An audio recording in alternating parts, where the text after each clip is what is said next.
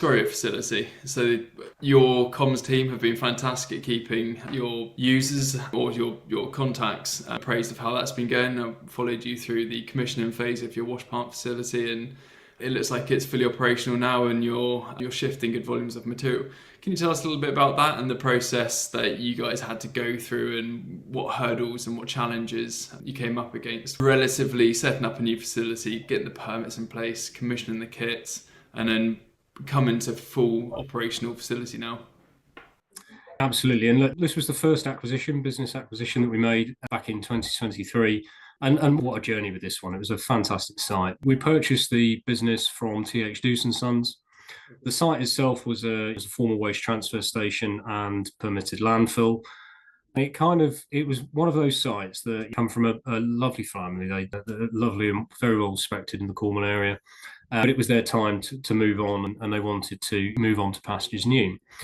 And so we ended up striking a deal with these guys where we purchased the facility off their hands, and had this monolithic task of overcoming quite large changes around planning. We used one of the mechanisms within the local planning authority, which was a Section 73 variation to existing consent. So we're making best use of the existing conditions within the planning consent itself. We then looked to vary the permit itself. It already had a processing permit on there, or a transfer station permit, but we varied that to take it from an inert permit all the way through to a hazardous treatment permit.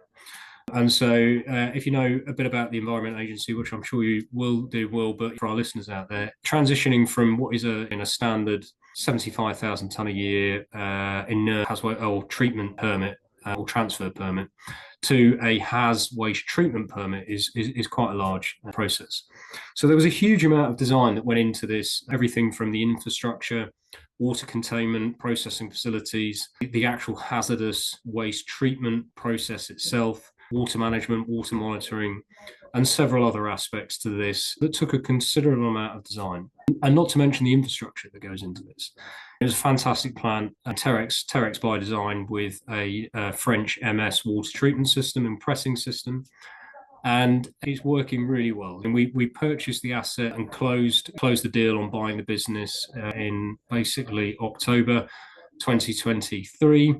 And very quickly started construction post planning approval, basically February 2024.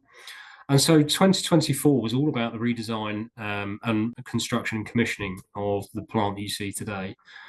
So it's a fantastic journey, and we are now basically fully operational.